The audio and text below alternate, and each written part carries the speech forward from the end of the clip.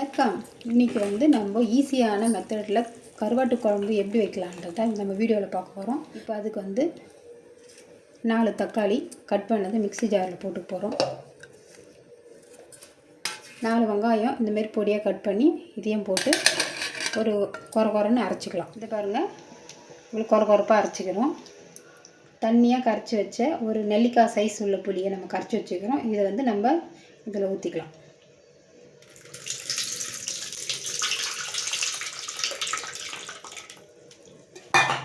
நம்ம இப்போ அரைச்சி வச்ச பேஸ்ட்டை இதில் சேர்த்துக்கலாம்.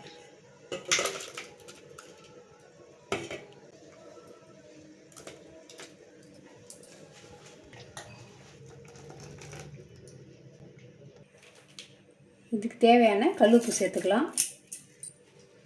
ஒரு 3 ஸ்பூன் மிளகாத்தூள் சேர்த்துக்கலாம். கொஞ்சமாக கருவேப்பிலை, கொஞ்சமாக கொத்தமல்லி போட்டு நம்ம மிக்ஸ் பண்ணிக்கலாம்.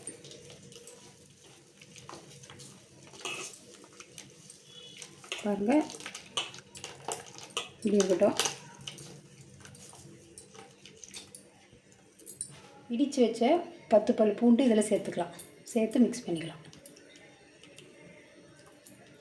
குழம்பு தாளிக்க 3 கரண்டி கல்லெண்ணெய் சேர்த்துக்கலாம்.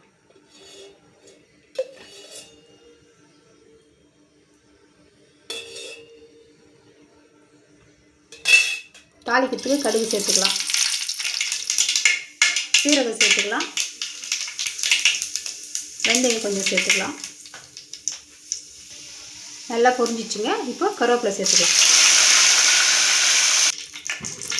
பாருங்க, எல்லாத்தையும் மிக்ஸ் பண்ணி வச்ச அந்த குழம்பை இதில் ஊற்றிடலாம்.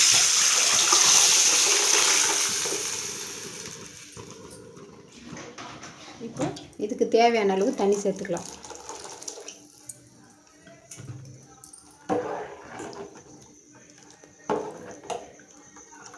தண்ணி இந்த அளவுக்கு போதும். இப்போ போட்டு மூடிடலாங்க. பாருங்கள், நல்லா கொதிக்குது. எண்ணெயும் பிரிஞ்சு வருது. இன்னும் கொஞ்சம் சுண்டணும். குழம்பு கொஞ்சம் தண்ணியாக இருக்குது. இன்னும் கொதிக்கணும். கொதிக்க தான் குழம்பு சூப்பராக இருக்கும். பாருங்கள், வச்சு செம்மையாக வாசனையாக இருக்குது. இன்னும் கருவாடை போட்டோம்னா செம்மையாக இருக்கும். இப்போ நம்ம கருவாடை சேர்த்துக்கலாம்.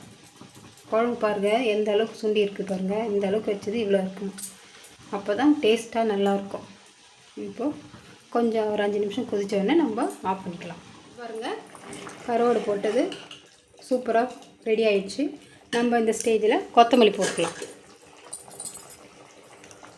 இந்த மாதிரி கருவாட்டு குழம்பு நீங்கள் செஞ்சு பார்த்துட்டு எப்படி இருக்குன்னு எங்களுக்கு லைக் பண்ணுங்கள், ஷேர் பண்ணுங்கள், கமெண்ட் பண்ணுங்கள், சப்ஸ்கிரைப் பண்ணுங்கள். மறக்காமல் பெல் ஐக்கானை ப்ரெஸ் பண்ணுங்கள். தேங்க்ஸ் ஃபார் வாட்சிங்.